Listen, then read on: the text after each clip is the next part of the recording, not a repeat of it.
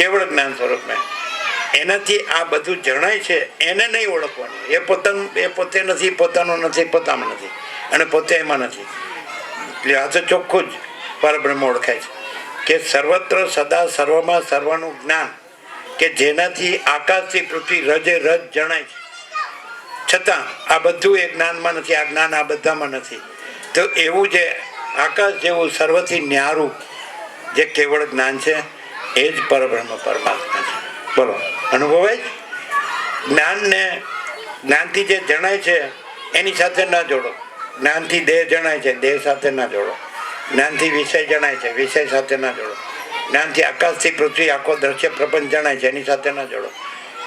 અને આપણે સ્વયંમાં નાની પુસ્તિકામાં વર્ષો પહેલા આપેલું, સર્વદા આકાશ જેવા છે ને, સ્વચ્છ આકાશ જેવા જ રહો, કોઈને વળગો નહીં, કોઈને વળગવા દો નહીં. સર્વદા સ્વચ્છ આકાશ જેવા જ રહો, સર્વદા સ્વચ્છ આકાશ જેવા જ રહો, કોઈને વળગો નહીં, કોઈને વળગવા દો નહીં. તો આપણું જ્ઞાન છે એ આકાશને જાણો તો આકાશ જેવડું હોય જ, નહીં તો આકાશને કેવી રીતે જાણે?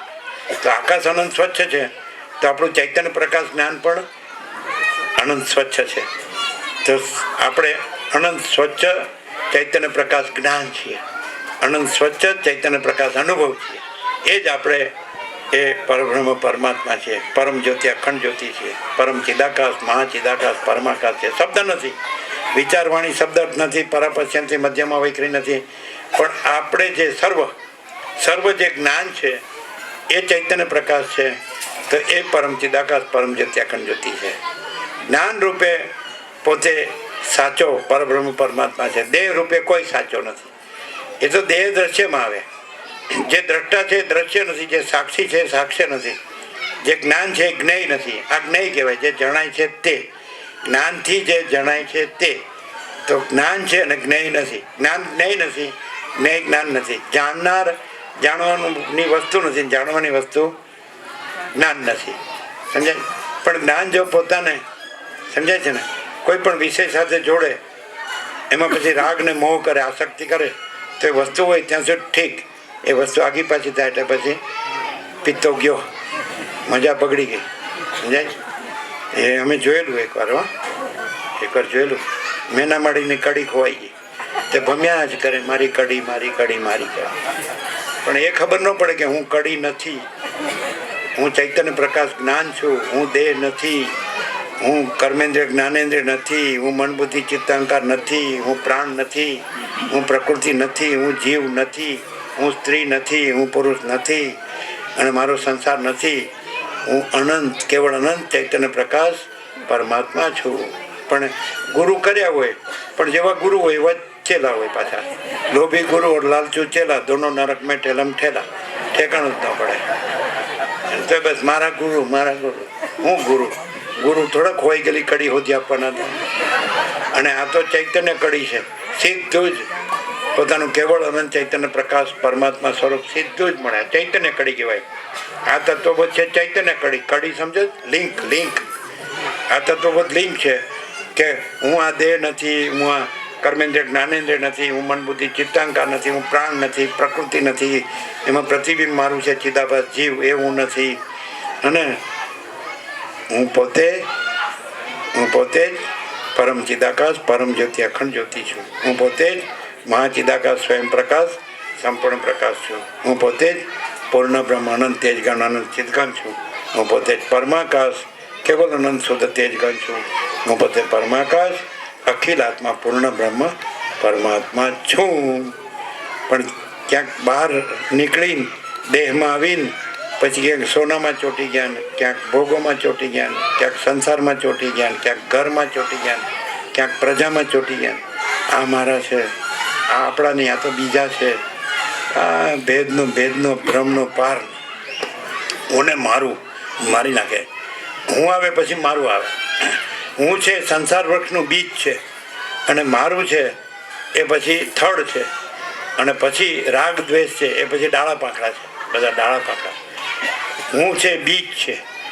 ઉર્ધ્વ મૂલમ અધઃ શાકમ અશ્વત્થમ પ્રાહુર અવ્યયમ છંદાંસી યસ્ય પર્ણાની યસ્તમ વેદ સવેદ અવિત. આવી રીતે કૃષ્ણ ગીતામાં કહે તો મૂળ બીજ છે અહંકાર છે, હું દેહ છું, અને કાઢી નાખે છે, ત્યાં જ પરમાત્મા.